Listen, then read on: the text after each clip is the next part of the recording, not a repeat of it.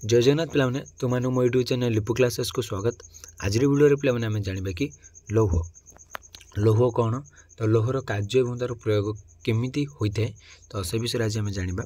तो देख पे लौह पृथ्वी सबुठ प्रचुर और बहुमुखी धातु मध्य गोटे तो सबुठ प्रचुर और बहुमुखी तो लौहटा पृथ्वी सबुठ बेस व्यवहार कर विभिन्न प्रकार रास्ता व्यवहार कर विभिन्न प्रकार वे रही आम व्यवहार कर यूज कर। लौह जुगर मानव प्रगति मौलिक धातु अटे तो लौह जुगर मानव प्रगति से गोटे तार मौलिक धातु अटे। यह शक्ति नमनीयता और व्यापक प्रयोग पर जनाशुना लौह आधुनिक शिल्प और टेक्नोलोजी एक आधार भाव में जारी रही। तो लौहटा आम कौन व्यवहार करें यार शक्ति तार नमनीयता गुण तार जो व्यापक प्रयोग पर से बहुत जनाशुना होता है। लौह बर्तमान आधुनिक शिल्प टेक्नोलोजी रे से गोटे आधार भाव से जारी रही। हेमाटाइट एवं मैग्नेटाइट भली धातु मान प्राकृतिक भाव मिलुवा लुहा व्यवहार कराए और विभिन्न रूप से प्रक्रियाकरण जो कास्ट आयरन वायर आयरन और स्टील अंतर्भुक्त प्रत्येक निर्दिष्ट व्यवहार पर प्रस्तुत कराए। तो आम जो रही हेमाटाइट और मैग्नेटाइट ये धातु मान कौन देखुना पे जो प्राकृतिक भाव मिलूँ लुहाटा ताको आम बाहर कराए तो से लुहाटा बाहर कराए और विभिन्न रूप से प्रक्रियाकरण कराए। तो हेमाटाइट और मैग्नेटाइट भली धातु मान लुहाटा बाहर कराए सहित विभिन्न रूप से प्रक्रियाकरण कराए जो कास्ट आयरन थाए वायर आयरन और स्टील अंतर्भुक्त होता है। ये भितर ही आम स्टील आसता है वायर आयरन आसता है और कास्ट आयरन होता है प्रत्येक निर्दिष्ट व्यवहार प्रस्तुत माने कौन स्टील अलग व्यवहार कराए कास्ट आयरन अलग और वायर आयरन अलग कौन कार्य व्यवहार कराए। तो तार गुण और प्रयोग कौन देखा लुहार शक्ति सामर्थ्य और अनुकूलता निर्माण उत्पादन और परिवहन एक गुरुत्वपूर्ण सामग्री भाव सामग्री करें।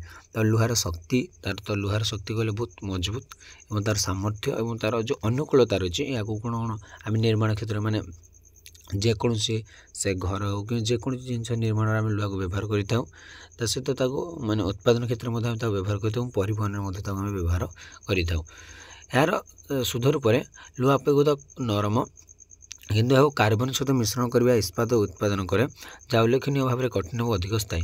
तो यह शुद्ध रूप से लुहा अपेक्षित नरम किंतु यह कार्बन सहित मिश्रण करने इस्पात उत्पादन करे जहाँ उल्लेखनीय भाव में कठिन और अधिक स्थायी। इस्पातर बहुमुखीता यहाँ भित्तिभूमिर मेरुदंड में परिणत कर कोठाघर सेतु रेलपथ और पाइपलाइन में व्यवहृत हुए। तो इस्पातर जो बहुमुखी भित्तिभूमि रही माने इस्पातर बहुमुखीता जो रही है से गोटे भित्तिभूमिर मेरुदंड जेकोसी भित्तिभूमिर जेकोसी इनफ्रास्ट्रक्चर ये हूँ मेरुदंड तो जहाँ कोठाघर सेतु रेलपथ पाइपलाइन सबुरे आमर लुहा व्यवहार होता है। वैद्युतिक इंजीनियरिंग आयरन चुंबकीय गुण एक गुरुत्वपूर्ण भूमिका ग्रहण करे। तो जब वैद्युतिक इंजीनियरिंग देखा तो आयरन जो चुंबकीय गुणटा रही से गोटे गुरुत्वपूर्ण भूमिका ये ग्रहण करता है। ट्रांसफॉर्मर वैद्युतिक मोटर और जेनेरेटर व्यवहृत होता है। तो यह ट्रांसफॉर्मर वैद्युतिक मोटर और जेनेरेटर लुहा व्यवहार करता है जो चुंबकीय क्षेत्र परिचालन और ध्यान कर क्षमता शक्ति दक्षता वृद्धि करे।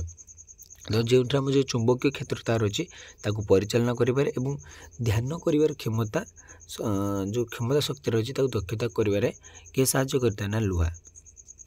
अधिकंतु ऑटोमोबाइल और एरोस्पेस शिल्प लुहा अत्यावश्यक जो जान जंत्रपाति और संरचनात्मक उपादान उत्पादन में व्यवहृत हुए। तो जब आम अधिक देखा तो यह ऑटोमोबाइल एरोस्पेस शिल्प लुहा अत्यावश्यक भाव में से कार्य करते जोटे कि जान जंत्रपाति और संरचनात्मक उपादान भाव में उत्पादन से व्यवहृत होता है। ऑटोमोबाइल और एरोस्पेस शिल्प दैनंदिन जीवन में लुहा रोषे सामग्री उपकरण और उपकरण प्रवेश करें तो से उपकरण हो रोषे सामग्री हो तो यू जिनस लुहार बहुत परिमाणर आवश्यकता रही एक क्षेत्र में व्यवहार कराए। यार जैविक दृष्टि गुरुत्वपूर्ण कारण आयरन हिमोग्लोबिन एक प्रमुख उपादान जहाँ रक्त प्रवाह अम्लजान परिवहन को सक्षम कर आम रक्त परिवहन में हिमोग्लोबिन नामक लौहटे निहाती दरकार जैक आम कौन लुहाटे पाऊ। तो लुहा तो आम डायरेक्ट खाईदेनु तो हिमोग्लोबिन जो रही है गोटे आयरन टाइम है। तो कार्यक्षम प्रजुक्तिविद्या देख आयरन कार्यक्षम प्रजुक्तिविद्या विविध और शिल्प प्रकार गभीर भाव में एकीकृत। तो से कौन शिल्प प्रकार बहुत परिमाण तार एकीकृत रही। धातु विज्ञान लुहा धातु विस्फोरण को चुली में तला जाए जो कोक ଏବଂ ଚୂନାପଥର ସହିତ ମିଶାଇ ଅଶୁଦ୍ଧତାଟା ଦୂର କରାଯାଇଥାଏ। ତରଳ ଲୁହା ପରେ ଛାଞ୍ଚ ବା କାଷ୍ଟ ଲୁହାରେ ନିକ୍ଷେପ କରାଯାଇପାରିବ କିମ୍ବା ଇସ୍ପାତ ଉତ୍ପାଦନ ପାଇଁ ଆହୁରି ପ୍ରକ୍ରିୟାକରଣ କରାଯାଇପାରିବ। ତ ବିଭିନ୍ନ ପ୍ରକାର ପ୍ରକ୍ରିୟାକରଣ କରିକି ଲୁହାଟା ବ୍ୟବହାର କରାଯାଇଥାଏ। ଇସ୍ପାତ ନିର୍ମାଣର ଅଗ୍ରଗତି ଯେପରିକି ବେସମର ପ୍ରକ୍ରିୟା, ଓପେନ୍ ହାର୍ଥ ଫର୍ନେସ୍ ଏବଂ ମୌଳିକ ଅମ୍ଳଜାନ ଫର୍ନେସ୍ ଉଚ୍ଚ ଗୁଣବତ୍ତା ବିଶିଷ୍ଟ ଇସ୍ପାତ ଉତ୍ପାଦନରେ ବୈପ୍ଳବିକ ପରିବର୍ତ୍ତନ ଆଣିଛି। ତ ଇସ୍ପାତ ନିର୍ମାଣରେ ଅଗ୍ରଗତି କରିଛି ଯେପରି ବେସମର ପ୍ରକ୍ରିୟା, ଓପେନ୍ ହାର୍ଥ ଫର୍ନେସ୍ ଏବଂ ମୌଳିକ ଅମ୍ଳଜାନ ଫର୍ନେସ୍ ଉଚ୍ଚ ଗୁଣବତ୍ତା ବିଶିଷ୍ଟ ଇସ୍ପାତ ଉତ୍ପାଦନରେ ବୈପ୍ଳବିକ ପରିବର୍ତ୍ତନ ଆଣିଛି। ଆଧୁନିକ ବୈଦ୍ୟୁତିକ ଚାପ ଚୁଲି ସ୍କ୍ରାପ୍ ଲୁହା ଏବଂ ଷ୍ଟିଲର ପୁନଃଚକ୍ରଣକୁ ଅନୁମତି ଦେଇଥାଏ। ତ ଆଧୁନିକ ବୈଦ୍ୟୁତିକ ଯେଉଁ ଚାପ ଚୁଲି ରହିଛି ଯେଉଁଟାକୁ ଆମେ ସ୍କ୍ରାପ୍ ଲୁହା ଏବଂ ଷ୍ଟିଲର ପୁନଃଚକ୍ରଣ ସେ ଅନୁମତି ଦେଇଥାଏ, ଯାହା ଶିଳ୍ପରେ ସ୍ଥାୟୀ ଅଭ୍ୟାସରେ ଗୋଟେ ଯୋଗଦାନ ଦେଇଥାଏ। ତ ଶିଳ୍ପରେ ସେ ଗୋଟେ ଯୋଗଦାନ କରିଥାଏ କ'ଣ ନା ଗୋଟେ ସ୍ଥାୟୀ ଅଭ୍ୟାସରେ। ଚୁମ୍ବକୀୟ ଏବଂ ବୈଦ୍ୟୁତିକ ପ୍ରଯୁକ୍ତି ବିଦ୍ୟାରେ ଆଇରନ୍ର ଭୂମିକା ସମାନ ଭାବେ ଗୁରୁତ୍ୱପୂର୍ଣ୍ଣ। ଆମେ ଯଦି ଚୁମ୍ବକୀୟ କ୍ଷେତ୍ରରେ ଦେଖିବା ବା ବୈଦ୍ୟୁତିକ ପ୍ରଯୁକ୍ତି ବିଦ୍ୟାରେ ଦେଖିବା ତ ଆଇରନ୍ର ଭୂମିକାଟା ଦୁଇଟି ଯାକରେ ସମାନ ଭାବରେ ଗୁରୁତ୍ୱପୂର୍ଣ୍ଣ ରହିଛି। ଶକ୍ତି ସ୍ଥାନାନ୍ତରଣରେ ଉନ୍ନତି ଆଣିବା ଏବଂ ଶକ୍ତି ହ୍ରାସକୁ ହ୍ରାସ କରିବା ପାଇଁ ଟ୍ରାନ୍ସଫର୍ମର ଏବଂ ଇଣ୍ଡକ୍ଟରରେ ନରମ ଲୁହା କୋର୍ ବ୍ୟବହାର କରାଯାଇଥାଏ। ଯଦି ଆମେ ଶକ୍ତି ସ୍ଥାନାନ୍ତରଣ ଯେଉଁ କରାଯାଉଛି ବା ଏନର୍ଜି ଫ୍ଲୋରେ ଉନ୍ନତି ଆଣିବା ଏବଂ ଶକ୍ତି ହ୍ରାସକୁ ହ୍ରାସ କରିବା, ଯେଉଁ ଶକ୍ତିର ହ୍ରାସଟା ରହିଛି ତାକୁ ହ୍ରାସ କରିବା ପାଇଁ ଆମକୁ ଯେଉଁ ଟ୍ରାନ୍ସଫର୍ମର ଏବଂ ଇଣ୍ଡକ୍ଟର ଯେଉଁ ଦରକାର ହେଉଛି ସେଥିରେ ମଧ୍ୟ ଲୁହା କୋର୍ ବ୍ୟବହାର କରାଯାଏ। ତଥ୍ୟ ସଂରକ୍ଷଣରେ ଫେରାଇଟ୍ ପରି ଲୌହ ଯୌଗଗୁଡ଼ିକୁ ଚୁମ୍ବକୀୟ ଟେପ୍ ଏବଂ ହାର୍ଡ଼ ଡ୍ରାଇଭ୍ରେ ବ୍ୟବହୃତ ହୁଏ। ଉଦୀୟମାନ ପ୍ରଯୁକ୍ତି ବିଦ୍ୟାରେ ଧାତୁ ମଧ୍ୟ ଗୁରୁତ୍ୱପୂର୍ଣ୍ଣ ଉପାଦାନ। ଯେଉଁ ଆମର ଉଦୀୟମାନ ପ୍ରଯୁକ୍ତି ବିଦ୍ୟା ଆସୁଛି ବା ନୂଆ ନୂଆ ଯେଉଁ ପ୍ରଯୁକ୍ତି ବିଦ୍ୟା ବା ଟେକ୍ନୋଲୋଜି ଆସୁଛି ସେଥିରେ ମଧ୍ୟ ଆମର କ'ଣ ଧାତୁ ମଧ୍ୟ ବହୁତ ବଡ଼ ଗୋଟେ ଗୁରୁତ୍ୱପୂର୍ଣ୍ଣ ଉପାଦାନ ହୋଇଥାଏ, ଯେଉଁଥିରେ କି ଲୁହାଟା ଅଧିକ ଇମ୍ପୋର୍ଟାଣ୍ଟ। ଉଦାହରଣ ସ୍ୱରୂପ ଆମୋନିଆ ଉତ୍ପାଦନ ପାଇଁ ହାବର ପ୍ରକ୍ରିୟାରେ ଲୌହ ଆଧାରିତ ଉତ୍ପ୍ରେରକ ବ୍ୟବହୃତ ହୁଏ, ଯାହା ସାର ଉତ୍ପାଦନ କରି ବିଶ୍ୱ କୃଷିକୁ ସମର୍ଥନ ହୋଇଥାଏ। ସେମିତି ଅକ୍ଷମ ଶକ୍ତି ପ୍ରଯୁକ୍ତି ବିଦ୍ୟାରେ ଲୌହ ଆଧାରିତ ସାମଗ୍ରୀର ବ୍ୟବହାର ଉପରେ ଗବେଷଣା ଜାରି ରହିଛି, ଯେପରିକି ବ୍ୟାଟେରୀ, ହାଇଡ୍ରୋଜେନ୍ ଉତ୍ପାଦନ ଏବଂ ଜଳ ଶୁଦ୍ଧିକରଣ। ତ ଏହିସବୁ କ୍ଷେତ୍ରରେ ଆମର ଲୁହାର ବ୍ୟବହାର ରହିଛି। ପରିଶେଷରେ ଲୁହା ହେଉଛି ଅପାର ଉପଯୋଗିତା ଏବଂ ଐତିହାସିକ ଗୁରୁତ୍ୱ ବହନ କରୁଥିବା ଏକ ଧାତୁ। ତ ଆମେ ଯଦି ଶେଷରେ ଦେଖିବା ତ ଲୁହା ହେଉଛି ଗୋଟେ ଅପାର ଉପଯୋଗିତା ଏବଂ ଐତିହାସିକ ଗୁରୁତ୍ୱ ବହନ କରୁଥିବା ଗୋଟେ ଧାତୁ। ମୌଳିକ ଉପକରଣର ଆଧୁନିକ ପ୍ରଯୁକ୍ତିବିଦ୍ୟାକୁ ଏହାର ବିବର୍ତ୍ତନ ମାନବ ପ୍ରକୃତିକୁ ରୂପ ଦେବାରେ ଏହାର ସ୍ଥାୟୀ ଗୁରୁତ୍ୱକୁ ପ୍ରତିଫଳିତ କରେ। ସ୍ଥିରତା ଏବଂ ନବସୃଜନ କ୍ଷେତ୍ରରେ ଅଗ୍ରଗତି ସହିତ ଭବିଷ୍ୟତକୁ ପରିଭାଷିତ କରୁଥିବା ଶିଳ୍ପ ଏବଂ ପ୍ରଯୁକ୍ତି ବିଦ୍ୟାରେ ଲୌହ ଏକ ଗୁରୁତ୍ୱପୂର୍ଣ୍ଣ ଭୂମିକା ଗ୍ରହଣ କରିବ। ଆମେ ଯଦି ସ୍ଥିରତା ଏବଂ ନବସୃଜନ କ୍ଷେତ୍ରରେ ଦେଖିବା ତାର ଅଗ୍ରଗତି ସହିତ ସେ ଭବିଷ୍ୟତକୁ ପରିଭାଷିତ କରୁଥିବା ଶିଳ୍ପ ଏବଂ ପ୍ରଯୁକ୍ତି ବିଦ୍ୟାରେ ଲୌହ ଗୋଟେ ବହୁତ ବଡ଼ ଗୁରୁତ୍ୱପୂର୍ଣ୍ଣ ପିଲାମାନେ କ'ଣ ବହୁତ ବଡ଼ ଭୂମିକା ସେ ଗ୍ରହଣ କରେ ଭବିଷ୍ୟତରେ। ଆସିଲା ଷ୍ଟିଲ୍ ବା ଇସ୍ପାତ, ଯାହାକୁ ଆମେ କହୁ ଇସ୍ପାତ ମୁଖ୍ୟତଃ ଲୁହା ଏବଂ କାର୍ବନ ଦ୍ୱାରା ଗଠିତ ଏକ ମିଶ୍ର ଧାତୁ। ଆଧୁନିକ ଶିଳ୍ପରେ ସବୁଠାରୁ ବହୁମୁଖୀ ଏବଂ ବହୁଳ ଭାବରେ ବ୍ୟବହୃତ ସାମଗ୍ରୀ ମଧ୍ୟରୁ ଗୋଟିଏ। ତ ଆମେ ଯଦି ଇସ୍ପାତ ବା ଷ୍ଟିଲ୍ କାହାକୁ କହିବା ନା ସେ ଲୁହା ଏବଂ କାର୍ବନ ଦ୍ୱାରା ମିଶିକି ଗୋଟିଏ ମିଶ୍ର ଧାତୁ ଅଟେ। ତ ଆଧୁନିକ ଶିଳ୍ପରେ ସେ ସବୁଠାରୁ ବହୁମୁଖୀ ଏବଂ ବହୁଳ ଭାବେ ବ୍ୟବହୃତ ସାମଗ୍ରୀ ମଧ୍ୟରୁ ଗୋଟିଏ। ଏହା ଅସାଧାରଣ ଶକ୍ତି, ଦୀର୍ଘସ୍ଥାୟିତା ଏବଂ ଅନୁକୂଳତା ପାଇଁ ଜଣାଶୁଣା। ତ ଏଇଟା କ'ଣ ପାଇଁ ଜଣାଶୁଣା? ତାର ଯେଉଁ ଶକ୍ତି ବହୁତ ଶକ୍ତି ରହିଛି ପିଲାମାନେ ଷ୍ଟିଲ୍ର ଏବଂ ଦୀର୍ଘସ୍ଥାୟୀ, ସେ ପୁରା ତାର ଲଙ୍ଗ୍ ଟର୍ମ ପାଇଁ ସେ ରୁହେ, ମାନେ ବହୁତ ମଜବୁତ ଏବଂ ଅନୁକୂଳତା ପାଇଁ ସେ ଜଣାଶୁଣା। ଇସ୍ପାତ ହେଉଛି ଭିତ୍ତିଭୂମି, ପରିବହନ ଏବଂ ଟେକ୍ନୋଲୋଜିର ଏକ ଆଧାର। ଯଦି ଆମେ ଇସ୍ପାତ କଥା ଦେଖିବା ତ ସେ ହେଉଛି ଆମର ଭିତ୍ତିଭୂମି, ପରିବହନ, ଟ୍ରାନ୍ସପୋର୍ଟ ଏବଂ ଟେକ୍ନୋଲୋଜିର ସେ ଗୋଟେ ଆଧାର ବା ପ୍ରଯୁକ୍ତି ବିଦ୍ୟା ଯାହାକୁ ଆମେ କହୁ। କାର୍ବନ ଏବଂ କ୍ରୋମିୟମ୍, ମାଙ୍ଗାନିଜ୍ କିମ୍ବା ନିକେଲ୍ ପରି ଅନ୍ୟାନ୍ୟ ମୌଳିକ ଗୁଡ଼ିକର ମିଶ୍ରଣ ଏହାର ଯାନ୍ତ୍ରିକ ଗୁଣକୁ ବୃଦ୍ଧି କରିଥାଏ। ତାର ଯେଉଁ ଯାନ୍ତ୍ରିକ ଗୁଣ ବା ଯନ୍ତ୍ରଗୁଡ଼ିକ ସେ ଯେଉଁ ତାକୁ ଯେଉଁ ବ୍ୟବହାର କରାଯାଉଛି ଷ୍ଟିଲ୍କୁ, ତ କିଏ ନା କାର୍ବନ, କ୍ରୋମିୟମ୍, ମାଙ୍ଗାନିଜ୍, ତ ଏଇଗୁଡ଼ିକ ତାର ସେ ଯେଉଁ ଯାନ୍ତ୍ରିକ ଗୁଣକୁ ବୃଦ୍ଧି କରିଦେଇଥାନ୍ତି, ଯାହାକୁ ଏକ ନିର୍ଦ୍ଦିଷ୍ଟ ପ୍ରୟୋଗ ପାଇଁ ପ୍ରସ୍ତୁତ କରିବାକୁ ଅନୁମତି ଦେଇଥାଏ। ଏହି ଅନୁକୂଳତା ଇସ୍ପାତକୁ ଉଭୟ ପାରମ୍ପରିକ ଶିଳ୍ପ ଏବଂ ଉଦୀୟମାନ ପ୍ରଯୁକ୍ତି ବିଦ୍ୟାରେ ଅପରିହାର୍ଯ୍ୟ କରିଦେଇଛି। ଏହି ଅନୁକୂଳତାଟା ଇସ୍ପାତକୁ ଉଭୟ ପାରମ୍ପରିକ ଶିଳ୍ପ ଏବଂ ଉଦୀୟମାନ ପ୍ରଯୁକ୍ତି ବିଦ୍ୟାରେ ସେ ଗୋଟେ ଅପରିହାର୍ଯ୍ୟ କରିଦେଇଛି। ତାହେଲେ ତା ଗୁଣ ଏବଂ ପ୍ରୟୋଗ ଦେଖିବ ପିଲାମାନେ। ଇସ୍ପାତ ଏହାର ଗଠନ ଉପରେ ନିର୍ଭର କରି ଲୌହ ଶକ୍ତିକୁ ବର୍ଦ୍ଧିତ ଦୃଢ଼ତା, କ୍ଷୟ ପ୍ରତିରୋଧ ଏବଂ ନମନୀୟତା ସହିତ ମିଶ୍ରଣ କରେ। ତ ଇସ୍ପାତ ଏହା ଯେଉଁ ଗଠନ ଉପରେ ନିର୍ଭର କରି ଲୌହ ଶକ୍ତିଟାକୁ କେମିତି ତାର ବର୍ଦ୍ଧିତ ଦୃଢ଼ତାରୁ ତାର କ୍ଷୟ ପ୍ରତିରୋଧକୁ ଏବଂ ତାର ନମନୀୟତା ସହିତ ସେ ମିଶ୍ରଣ କରେ। ଏହାର ବିଭିନ୍ନ ପ୍ରକାର ଶ୍ରେଣୀଭୁକ୍ତ କରାଯାଇଛି, ଯେପରି carbon steel, stainless steel, alloy steel ଏବଂ ଟୁଲ୍ ଷ୍ଟିଲ୍। ପ୍ରତ୍ୟେକ ନିର୍ଦ୍ଦିଷ୍ଟ ବ୍ୟବହାର ପାଇଁ ଉପଯୁକ୍ତ। ତ ଯିଏ ଯେକୌଣସି ପାଇଁ ବିଭିନ୍ନ ଏଇ ଯେଉଁ ଚାରୋଟି ଷ୍ଟିଲ୍ କହିଲି, ତ ଯିଏ ଯାହାର କାର୍ଯ୍ୟ କରିଥାନ୍ତି ବା प्रत्येक निर्दिष्ट व्यवहार से उपयुक्त होता है। निर्माण क्षेत्र में इस्पात हूँ गगनचुंबी कोठा सेतु रेलपथ और पाइपलाइन मेरुदंड। तो जब आम देखा इस्पातटा बड़ बड़ कोठा सेतु रेलपथ और पाइपलाइन तार मेरुदंड हूँ इस्पात जहाँ संरचनात्मक अखंडता और नमून्यता प्रदान करता है। से अखंडता और नमून्यता गुण जो व्यवहार कर ऑटोमोबाइल और एरोस्पेस शिल्पजान फ्रेम इंजिन और विमान उपादान उच्च शक्ति हालुका इस्पात उपर से निर्भर करे।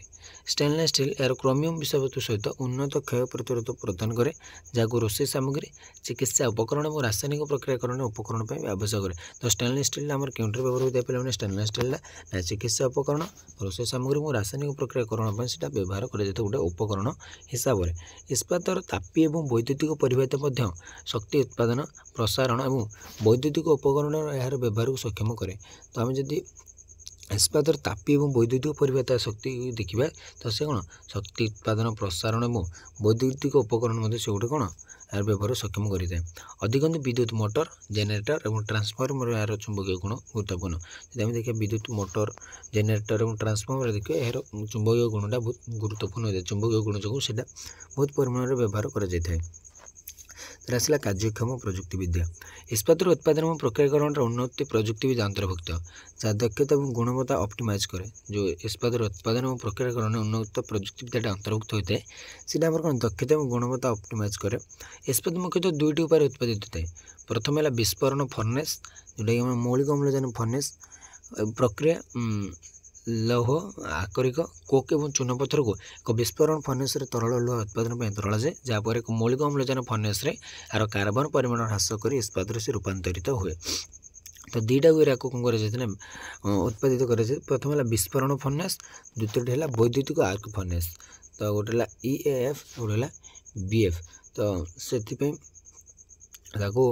विस्फोरण फर्नेस जो आम रही है कौन अम्लजान फर्नेस को प्रक्रिया जमी लौह आकरिक कोक और चूनपत्थर गोटे विस्फोरण फर्नेस तरल लौह उत्पादन तरल जाए लुहाटा तरल जाए जहाँपर एक मौलिक अम्लजान फर्नेस यार कार्बन परिमाण ह्रास कर इस्पात रूपांतरित कर प्रथम उपाय। तो द्वितीय उपाय कौन होना वैद्युतिक आर्क फर्नेस प्रक्रिया पद्धति में पुनःचक्रित इस्पात स्क्रैप को प्राथमिक कच्चामाल भाव व्यवहार कराए सहित एक वैद्युतिक काप को तरल जाए और आवश्यक स्टील ग्रेड हासिल करने मिश्रित धातु मिश्रित उपादान गुड़ जोड़ा जाए। यह प्रक्रिया शक्ति दक्ष और परिवेश अनुकूल अटे। तो ये प्रक्रिया कौन शक्ति दक्ष और कौन परिवेश से अनुकूल अटे। तापर देखो बोले आधुनिक इस्पात निर्माण में निरंतर कास्टिंग अंतर्भुक्त जहाँ परवर्ती समय चादर बार कि संरचनात्मक आकार रोलिंग स्कार्फ फुल और बिलेटर इस्पात उत्पादन करे। विभिन्न शिल्पी उच्च गुणवत्ता उपादान सृष्टि करने इस्पात निर्माण में लेजर कटिंग और रोबोटिक वेल्डिंग पर सठिक प्रजुक्तिविद्या व्यवहृत होता है। तो इस्पात निर्माण में लेजर कटिंग और रोबोटिक वेल्डिंग माने ठीक जमी हो पार तो से व्यवहृत कराए।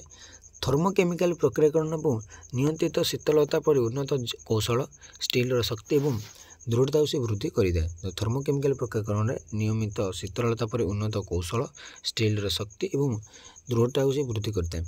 कोटिंग टेक्नोलोजी जपरिक गाल्भानाइजेशन जिंक कोटिंग जहाँ आम कहूँ क्षय प्रतिरोध को उन्नत करें जहाँ इस्पात उत्पादन गुड़िकर जीवन काल वृद्धि करता है। ये कौन इस्पात उत्पादन गुड़ जो जीवन काल अच्छे सी वृद्धि करें। परिशेष इस्पात हूँ एक धातु जहाँ शिल्प वैप्लविक परिवर्तन आनी आधुनिक समाज चाहिदा सहित विकसित होगा लगे। जब आम शेष कहवा तो इस्पात हूँ गोटे बहुत बड़ गुरुत्वपूर्ण धातु जहाँकि शिल्प गोटे बहुत बड़ गुरुत्वपूर्ण कौन बहुत गुरुत्वपूर्ण वैप्लविक परिवर्तन आनी से आधुनिक समाज से गोटे मेरुदंड भाव में कार्य करुँच। यार शक्ति बहुमुखीता और पुनःचक्रण क्षमतार मिश्रण और एक स्थायी और वैषयिक दृष्टि एक उन्नत भविष्यर निर्माण में यार स्थायी प्रासंगिकता से सुनिश्चित कर तार जो शक्ति तार जो बहुमुखीता गुण तार जो पुनःचक्रण क्षमता रही से गोटे स्थायी और वैषयिक दृष्टि से उन्नत भविष्य निर्माण में गोटे प्रासंगिकता सुनिश्चित करें। तो आज मैं अपने क्लास 2 रखा परवर्ती क्लास देखिए रंग और चित्रण विद्या डायस एंड पेंटिंग टेक्नोलोजी। तो रोचे जय जगन्नाथ।